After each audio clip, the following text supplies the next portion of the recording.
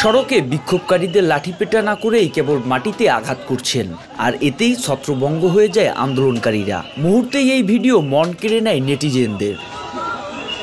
দর্শক, চলুন আজকে আমরা কথা বলবো সেই পুলিশ সদস্যের সাথে। সামাজিক যোগাযোগ মাধ্যমে ভিডিওটি ভাইরাল হলো, তখন আসলে জনমুখে আর কি অনেকজন অনেকভাবে আমাদেরকে প্রশংসা করতেছে, এবং আমরা চাই যে বাংলাদেশ পুলিশ যেমন জনগণের পাশে ছিল, আছে এবং থাকবে।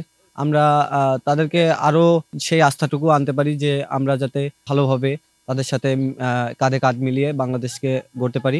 এখন ভাইরাল হলো, বন্ধু বান্ধব, তারপরে সহকর্মী যারা আছেন, আত্মীয় স্বজন, পরিবার, সবাই আসলে আমাকে নিয়ে গর্ববোধ করছেন। আমিও চাই যেন আমি আমার দেশের জন্য কিছু করতে পারি। পুলিশের কর্মকাণ্ডে যখন বিতর্কের শেষ নেই, ঠিক তখনই রিয়াদের এই মানবিকতা প্রশংসা কুড়োচ্ছে পুরো বাহিনী। এতে গর্বিত তার সহযোদ্ধারাও।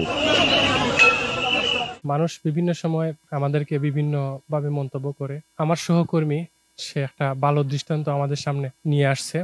সে বিনা আঘাতেও দেখিয়ে দিয়েছে যে কিভাবে জনতাকে ছত্রভঙ্গ করা যায় এবং কিভাবে মানবিকতাটা আমাদের সামনে নিয়ে আসছে। আমরা তার এই কাজে আমরা নিজেরা অনুপ্রাণিত। আমাদের সবসময় নির্দেশনা দেওয়া হয় যে কম বল প্রয়োগ করে, কম সরকারি সম্পত্তি কম ক্ষতি সাধন করে কিভাবে আন্দোলনকারীদের, বিক্ষুব্ধ আন্দোলনকারীদের ছত্রভঙ্গ করা যায়।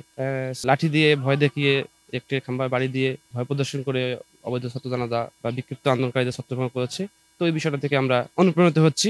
সরকারের আদেশে বিক্ষোভ বা আন্দোলনকারীদের মুখোমুখি হতে হয় পুলিশকে। তাই আন্দোলনকারীদের কম ক্ষতি করে পরিস্থিতি নিয়ন্ত্রণে পুলিশ এ ধরনের মানবিক কৌশল অবলম্বন করলে আস্থা ফিরবে জনমনে। মোহাম্মদ সায়েম, RTV।